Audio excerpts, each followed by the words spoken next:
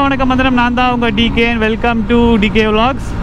So guys, நம்மளுக்கு பார்த்தீங்கன்னா இப்போ என்ன வண்டி கிடச்சிருக்குன்னு சொல்லிட்டு பாருங்கள். இது வந்து ஒரு பியூட்டி இந்த கேடிஎம்ல ஒரு ஸ்மால் பீஸ்ட் இல்லை ஒரு மீடியம் பீஸ்ட்னு சொல்லலாமா இந்த வண்டியை. நம்ம ஆல்ரெடி வந்து டியூக் 200 BS4 வந்து ரிவ்யூ பண்ணியிருப்போம். நீங்கள் வந்து கண்டிப்பாக பார்த்துருவீங்க. யாரோட பைக் ரிவ்யூ பண்ணுன்னு சொல்லிட்டு தெரியும் உங்களுக்கு. நம்ம அன்லாக் ப்ரோ வண்டி தான் வந்து நம்ம ரிவ்யூ பண்ணல. அடுத்ததாக வந்து நம்மளுக்கு வந்து எந்த வண்டி கிடச்சிருக்குன்னு பாருங்க. BS6 கிடச்சிருக்கு நம்மளுக்கு.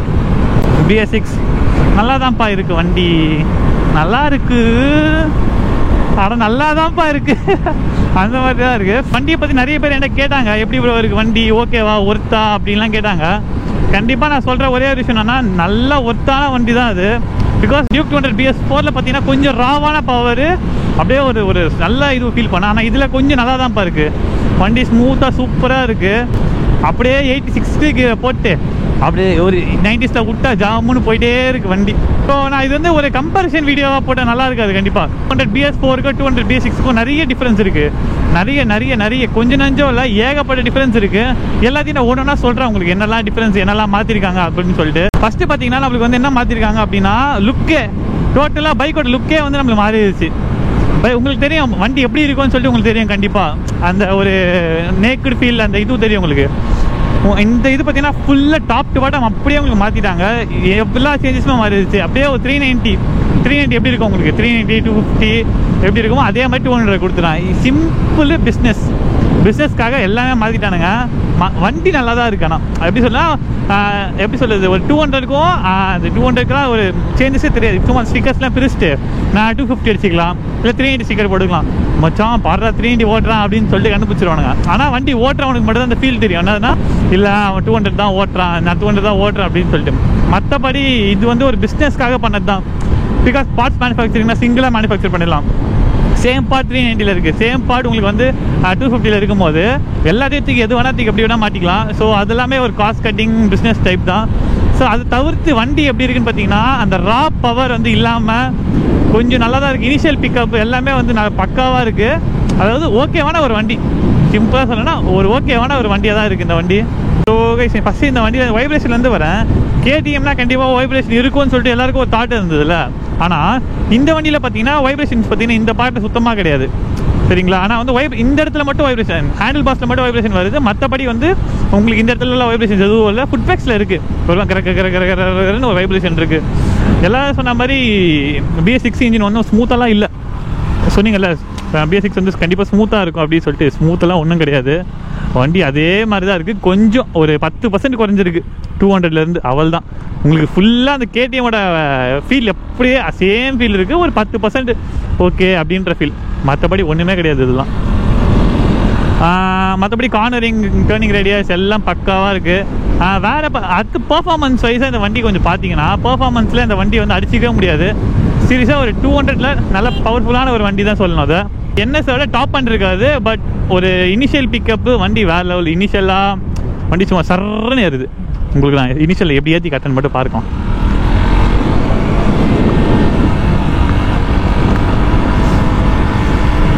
இனிஷியலாக லாரி எதுவும் வரலையே, வந்துட்டு இங்கே தடவை போகுது.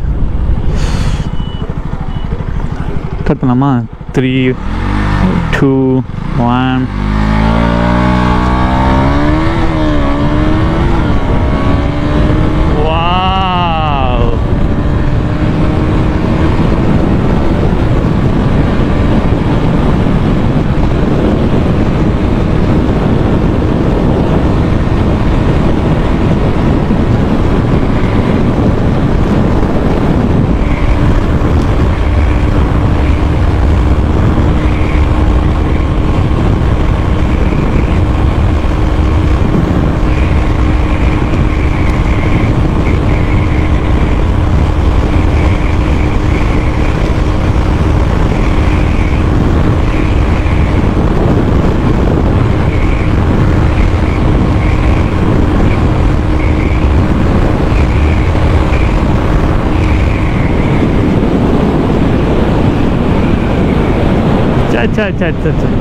ஸோ கைஸ், இந்த வண்டி பார்த்தீங்கன்னா அரௌண்ட் கன்ஃபார்மாக 135 வந்து அசால்ட்டாக போவோம். இந்த வண்டி கொஞ்சம் பாருங்களேன். வா, இது 250 இல்லை 390 இல்லை 200 தான் சொல்லி டிஃபரன்ஸ் பண்ணவே கொஞ்சம் நாள் ஆகும். மேபி இந்த டிஆர்எல் மட்டும் பார்த்து கண்டுபிடிக்கலாம்.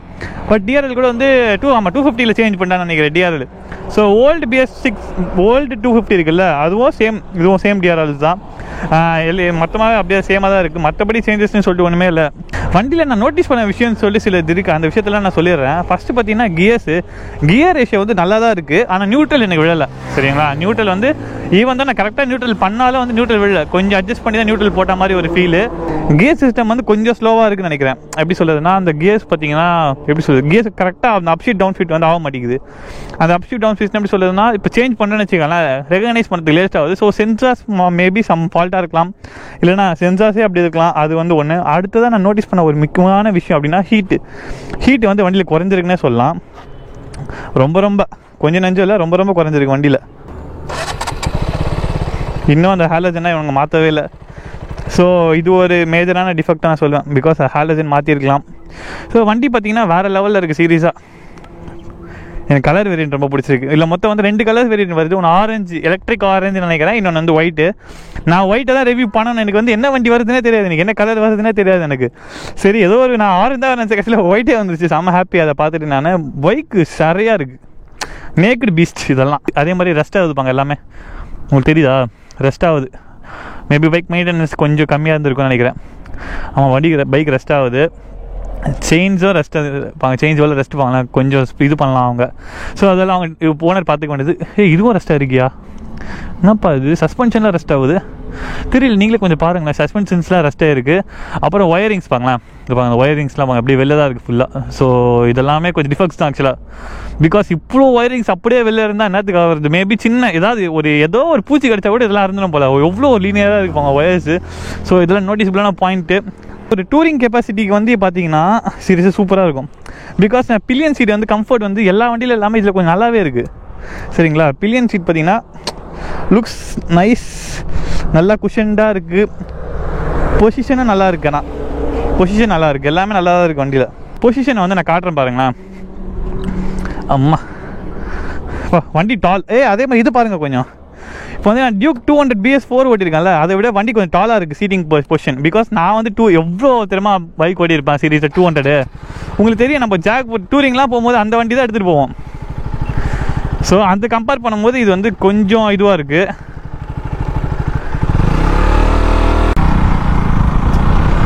ஸோ பர்ஃபார்மன்ஸ் வைஸ் வந்து குறைய சொல்ல முடியாது சீரியஸாக, பிகாஸ் அவ்வளோ சூப்பராக இருக்குது வண்டி. ஆனால் கியர் ஷிஃப்டிங் பார்த்தீங்கன்னா இப்போ எப்படி சொல்கிறது, நான் வந்து ஓனர் சொன்னதை பற்றி நான் சொல்கிறேன். நான் ஓனர் என்ன சொல்கிறேன்னா, கியர் ஷிஃப்டிங் வந்து ப்ரோ அப் ஷிஃப்டிங் தான் நல்லா தான் இருக்குது. பட் டவுன் ஷிஃப்ட் பண்ணும்போது என்ன ஆகுதுன்னா கரெக்டாக சென்ஸ் பண்ண மாட்டேங்குது.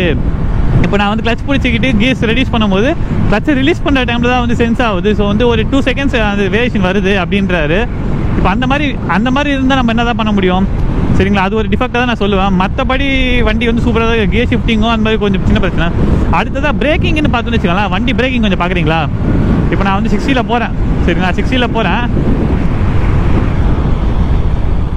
வாவ், எவ்வளோ ஸ்பீட், எவ்வளோ டக்குன்னு ரெடியூஸ் பண்ணி பார்த்தீங்களா கீரை. வேறு லெவலு. கியர் பிரேக்கிங் வந்து குறைய சொல்ல முடியாது. 60 இருந்தேன், அப்படின்றதுல நின்றுச்சு வண்டி. ஸோ பிரேக்கிங் போயிட்டு வேறு லெவலில் இருக்குது. ஸோ பிரேக்கிங் வந்து குறைய சொல்ல முடியாது. ஆக்சுவலாக KTM பிரேக்கிங்ஸ் வந்து எப்பவுமே குறை சொல்ல முடியாது. சரிங்களா, எந்த இது வந்தாலும் சரி குறைய சொல்ல முடியாது. ஈவன் தான் 125 எடுத்துக்கினாலும் அது பிரேக்கிங் கெப்பாசிட்டி வேறு லெவலில் இருக்கும். அடுத்ததான் ஃபியூல் டேங்க் கெப்பாசிட்டி பற்றி பேசணும்னு வச்சுக்கோங்களேன். Fuel tank capacity around 13.5 liters கிட்ட தருதுன்னு சொல்கிறாங்க. ஸோ 13.5 litersனால் உங்களுக்கு சாலிடாக எப்படி கிடைக்கும், ஒரு 13.5 litersன்னு சொல்லும்போது உங்களுக்கு கண்டிப்பாக ஒரு 13.5 liters சொல்லும்போது உங்களுக்கு 35லேருந்து கண்டிப்பாக மைலேஜ் அதிகமாக தான் இருக்குல்ல. ஸோ 35 அரௌண்ட் கிடச்சா கூட சாலிடாக ஒரு 400 kilometers ஒரு ஃபுல் டேங்கில் ஓட்டலாம் நீங்கள். ஸோ உங்களுக்கு வந்து இந்த மைலேஜ், ஃபியூவல் டேங்க்கு, ரீஃபியூல் பண்ணுறதெல்லாம் பிரச்சனையே வராது. ஒரு ஃபுல் டேங்க் போட்டிங்கன்னா அரௌண்ட் நீங்கள் ஓட்டிடலாம். ஒரு 350 kilometers சாலிடாக ஓட்டலாம். அப்புறம் என்ன பயம் உங்களுக்கு. என் வண்டிலாம் பார்த்தீங்கன்னா நான் 250 ரீஃபியூல் பண்ணணும் கண்டிப்பாக, அந்த மாதிரி சுச்சுவேஷன். ஸோ இதில் தைரியமாக கொண்டு போகலாம் டூரிங்க்கு. டூரிங்குன்ற ஒரு பாயிண்ட் இருக்குல்ல. ஸோ நான் இப்போ டூரிங் பற்றி பேசும்போது நடா இது வேறு ஒன்று நமக்குன்ட்டு ஒரு 90 புஷிங்கன்னு வச்சுக்கோங்களேன், அப்படியே அது பாட்டு போயிட்டே இருக்கும். நம்மளாம் ஒன்றுமே பண்ண தேவையில்ல, அது ஜாமுன்ட்டு போயிட்டே இருக்கலாம். ஸோ டூரிங் விஷயத்தில் நான் சிஸ்டர் குறை சொல்ல மாட்டேன். டூரிங் ஃபென்டாபுலஸான ஒரு டூரிங் மிஷின் இது. விண்ட் பிளாஸ்ட் அடிக்கும் டெஃபினட்டாக. விண்ட் பிளாஸ்ட் வந்து இப்போவே எனக்கு அடிக்குது ஒரு மாதிரி. ஆனால் டேக்கிள் பண்ணுற மாதிரி தான் இருக்குது விண்ட் பிளாஸ்ட்டு. இப்போ ஒரு வேளை மேபி லோயர் ஸ்பீடில் போகிறதால டேக்கிள் பண்ணுற மாதிரி இருக்கலாம். ஒரு வேளை நான் ஹையர் ஸ்பீட் கொண்டு போகிறேன், ஒரு வேளை கொண்டு போகும்போது கண்டிப்பாக வந்து அதிகமாக வரும் எனக்கு. அதுக்கு அடுத்ததாக பார்த்தீங்கன்னா நான் வேறு என்ன சொல்லலாம், வண்டியில் விண்ட் பிளாஸ்ட் வரலாம். மேபி ஒரு வின்ஷீல்டு ஒன்று போட்டுக்கிட்டிங்கன்னா உங்களுக்கு செட் ஆயிரும். பில்லியன் வந்து உட்காராங்கன்னு வச்சுக்கோங்களேன், நம்ம பின்னாடி அவங்க என்ன பண்ணுவாங்கன்னா கரெக்டாக நம்மள ஒரு சாயிரா மாதிரி பொசிஷனில் உட்காந்துட்டாங்கன்னா நம்மளுக்கு முதுவலி வந்துடும். ஆனால் இந்த பைக்கில் அந்த மாதிரி பிரச்சனையே கிடையாது. பிகாஸ் பில்லியன் நம்ம மாதிரி சாயவே மாட்டாங்க. அப்படியே ஒரு பொசிஷன் வச்சுக்கிட்டு அப்படியே அவங்க பாட்டு உட்காந்துட்டாங்கன்னா வேறு என்ன இருக்குது, ஜம்முன்ட்டு போயிட்டே இருக்கலாம். நம்ம எவ்வளோ தூரம் வேணால் ஒரு சேடில் ஸ்டே ஏதாவது ஒன்று போட்டு எக்ஸ்ட்ராவாக நம்ம இல்லை பில்லியனோட தான் பண்ணுறோம், எங்கன்னா லாங் போகிறோம், லே அடிக்கிறோம், சம்திங் ஏதாவது ஒன்று பண்ணுறதுனா கூட ஒரு சின்ன மாடிஃபிகேஷனாக ஒரு இது சேடில் ஸ்டே ஒன்று போட்டு ஒரு டாப் ரேக் ஒன்று அடிச்சிட்டிங்கன்னா நீங்கள் பாட்டு ஒரு டெயில் பேக் ஒன்று கட்டிக்கிட்டு ஜம்முன்ட்டு ஜாலியாக போகலாம். நோட்டீஸ் பண்ணுங்களேன், இப்போது நான் வந்து என்ன தான் 60, இப்போ நான் வந்து 6th கீரில் போகிறேன். 6th கீரில் நான் ஒரு 50 இருப்பாங்க, 6th கீரில் 50 40 போனால் கூட இல்லை, அந்த டப்ப டப்ப டப்ப டப்பன்னு அடிக்கும்ல, அந்த ஒரு ஃபீல் தரல எனக்கு.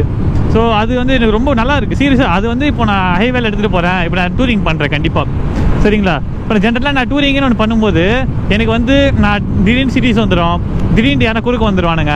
ஸோ நான் அப்படியே ஃபுல் பிரேக் அடிச்சுட்டு திரும்ப அப்படியே ரைஸ் பண்ணுவோம் வண்டி. அதே கியர் ஷிஃப்டிங்லாம் நமக்கு தோணாது. அந்த மாதிரி அந்த பட ஒரு சவுண்டு வந்தாலே அது சரியான இரிட்டேஷன் அது. ஆனால் அந்த மாதிரிலாம் இதில் கிடையவே கிடையாது, சந்தோஷமாக கொண்டு போகலாம் அந்த வண்டியை. அங்கே க்ளவுட்ஸு வேறு லெவல் க்ளவுட்ஸு. ஸோ உங்களுக்கு பில்லியன் கம்ஃபர்ட் பற்றி பேசணும்னா, பில்லியன் கம்ஃபர்ட்னா எப்படி உட்காருவேன்னா, நான் பில்லியனாக உட்காந்துட்டு இதோ இப்படி தான் உட்காருவேன் நான் பில்லியனாக.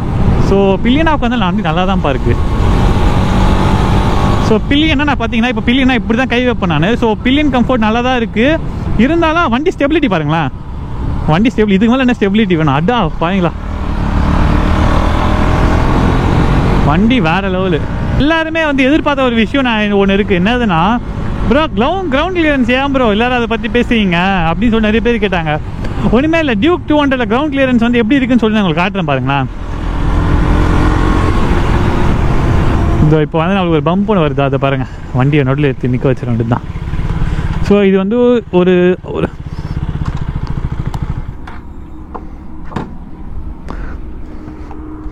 ஸோ நான் பண்ணக்கூடாது, நான் உங்களுக்காக ஒரு எக்ஸ்ப்ளனேஷனுக்காக பண்ணுறேன் நான். அதை பாருங்களேன், இதுதான் வந்து வண்டியோட கிரவுண்ட் கிளியரன்ஸு. இப்போ எப்படின்னா வண்டி ஏறி இறங்கும் போது பம்ப் வந்து இவ்வளோ டிஸ்டன்ஸ் இருக்குது தான், ஆனாலும் வந்து ஒரு பில்லியனோட இப்போ நான் உட்காந்துட்டு இருக்கேன்னு வச்சுக்கோங்களேன், வண்டி வந்து நல்லா அமுங்குமா. ஸோ வந்து கிரவுண்ட் கிளியரன்ஸ் கண்டிப்பாக அடி வாங்கும். என்ன பார்த்துக்கு இது இவ்வளோ பத்தாது. ஏறி இறங்கணும் நடுவில் நிற்க வச்சு காட்டுறேன் உங்களுக்கு. மற்றபடி வந்து உங்களுக்கு ஏறி இறங்கும் போது அந்த ஃபீல் தெரியும். ஒரு ஹையர் ஸ்பீட்ஸில் விடும்போது கண்டிப்பாக டப்பு டப்பு டப்புன்னு அடி வாங்கும் டெஃபினட்டாக.